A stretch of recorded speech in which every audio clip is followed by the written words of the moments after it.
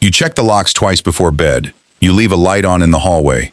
Maybe you scroll your phone until your eyes get heavy, just so the silence doesn't feel so loud. But the real answer for why you do this is far stranger than habit. It's older than houses, older than fire even. It's a fear that was handed to you, gene by gene, from a creature who had no walls, no weapons, and no idea what was making that sound in the dark. Picture that creature now. Not quite human, not quite animal either.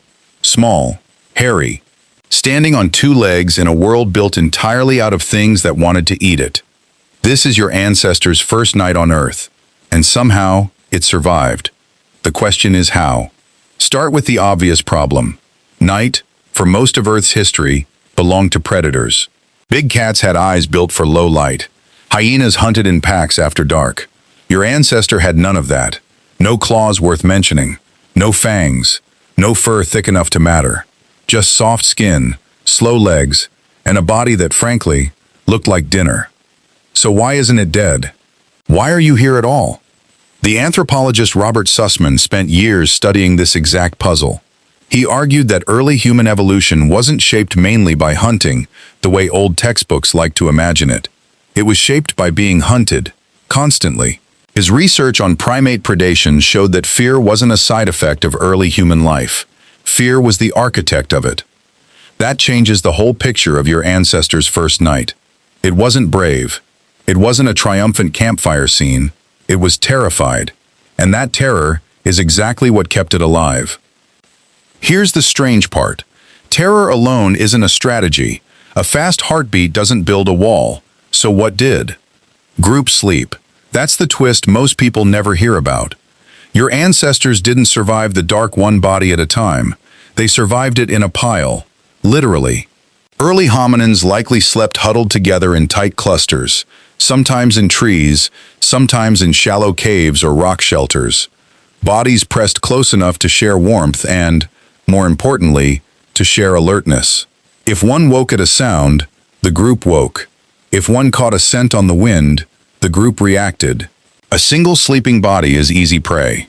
20 sleeping bodies, tangled together, taking turns drifting in and out of light sleep, is a much harder problem for a predator to solve. Think about that for a second. Sleep, something you consider the most private, solitary act of your day, used to be a team sport. Your ancestors didn't close their eyes alone. They closed their eyes in a knot of relatives, and that knot was the only wall they had. There's a reason this still lingers in you. Ever notice how hard it is to sleep well in a hotel room, alone, in total silence? Psychologists call this first night effect, and it's been measured in sleep labs.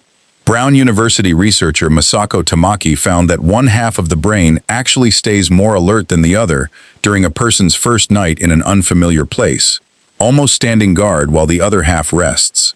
Your brain runs a night watch, even now, even with a locked door and a fire alarm and a phone flashlight in arm's reach.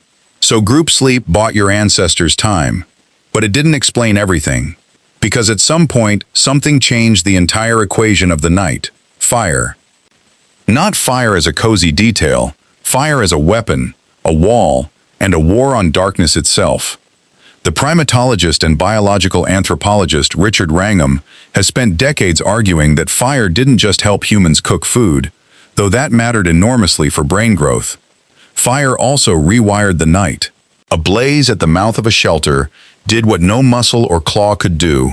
It kept predators at a distance without a single fight. Cats fear flame. Wolves fear flame.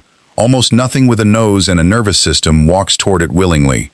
For the first time, your ancestors weren't just hiding from the night. They were pushing back against it. But notice what this required. Fire has to be tended. Someone has to stay awake to feed it. Someone has to notice when it's dying down.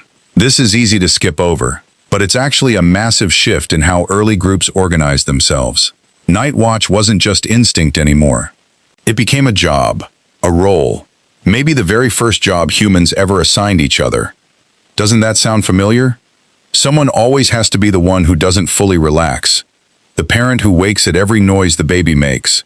The person who checks the stove twice before leaving the house. That watchfulness isn't anxiety without a reason. It's an inherited job description. Here's where the story gets genuinely counterintuitive. You'd think the humans who slept the deepest, most peaceful sleep would be the ones who thrived. The opposite seems to be true. The ones who slept a little too well, who didn't stir at unfamiliar sounds, who didn't wake their neighbors when the wind shifted wrong, those are exactly the ones evolution had less use for.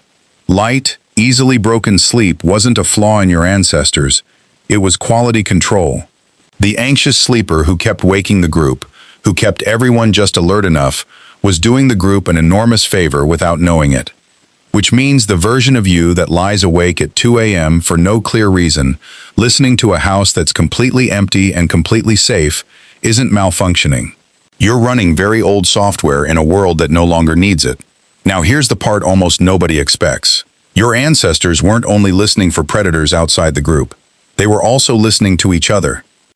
The anthropologist Sarah Blaffer Hrdy has written extensively about early cooperative childcare, what researchers call alloparenting, where infants were watched not just by their mother, but by aunts, older siblings, even unrelated group members.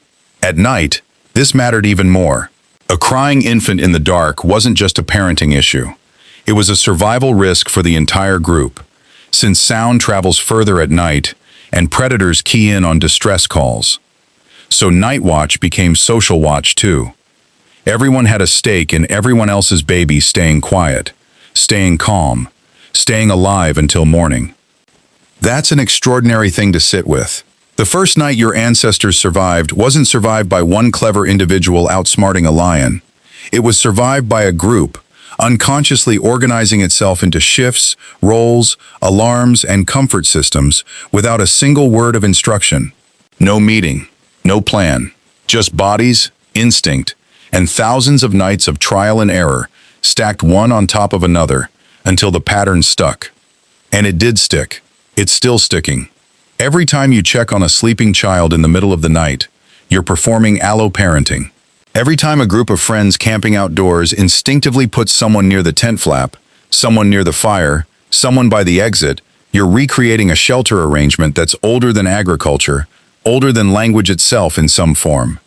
Every porch light left on isn't paranoia, it's fire, minus the smoke. Even something as small as a nightlight in a child's room is a direct descendant of that first flickering barrier your ancestors built against the dark. You didn't invent the fear of night.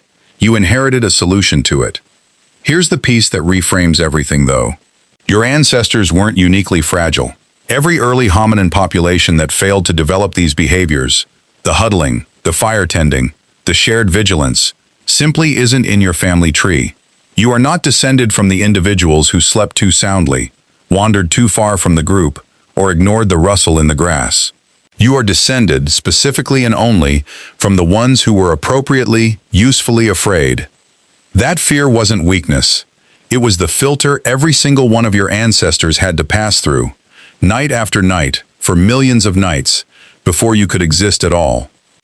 So the next time you find yourself double-checking a lock, or leaving a hallway light on, or lying awake listening to a house that is, statistically, one of the safest places a human has ever slept, remember what that behavior actually is. It isn't fear without a purpose. It's a message, passed down through an unbroken chain of nights survived, from a small, hairless creature crouched in the dark, listening, waiting, keeping watch, so that something like you could eventually exist to hear it. You still check the locks, you still leave a light on, but now you know exactly whose voice that really is.